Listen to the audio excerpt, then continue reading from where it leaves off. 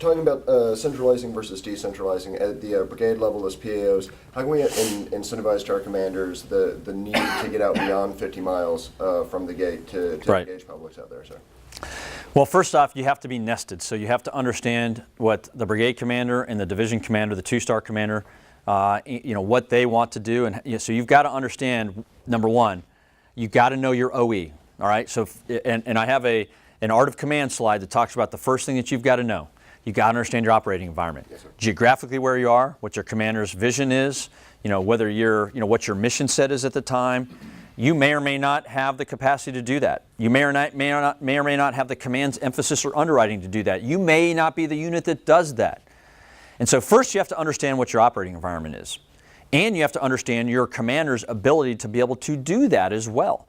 Some folks are better equipped and are more apt to get out and communicate externally and want to do that. And I think you're going to see some command emphasis from the top that's going to start to trickle down as well on this over the next 6 months, and this campaign will go over a couple of years. But you have to be tied into your higher headquarters. And quite frankly, you've got to know your higher headquarters' vision. You've got to be able to leverage and get the assistance of your division PAO, Public Affairs Officer, to come help and provide that emphasis and that guidance and underwriting that initiative with you, but not just with you, but with your brigade commander. How often do you have the division public affairs officer come down to talk to your brigade commander, and are you in the room so that you demonstrate that you are linked in with division, what the division commander wants, with your higher headquarters commander wants, and that you have that relationship with division, and that you are empowering your commander to be able to help communicate that vision of what their higher commander wants to do wherever that happens to be. And then once you get that, then you figure out what are the best ways and techniques for me to get that going once I understand my lane. That's the way to do it. And you only have so much capacity. You're going to have to tap into them anyway. If you're out there on an island, and if you're just trying to convince your commander to do things by yourself, then you are in a losing battle.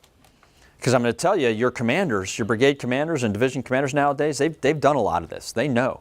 So you've got to leverage the other assets that are there, and you've got to understand what the communications goals are, the community relations goals are, how you want to strategically communicate, where in priority you want to do that, and then which media outlets are best. So you've got to have all that in your kit bag ready to go first. But you're going to have to as a brigade, because you're going down to 2 folks.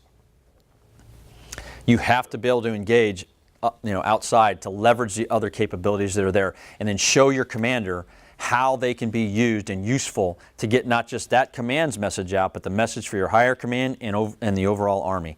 And that takes some planning and thought and getting inside your commander's head a little bit. But you've got to demonstrate relevance very quickly. Otherwise, you'll be in the outside circle. You won't be in the inner circle. And as well, there's one other way. You have got to be seen as relevant with the operations officer, the intel officer, the executive officer, the deputy commander, the planner. If you're not seen as relevant by them, you will quickly become irrelevant to the commander.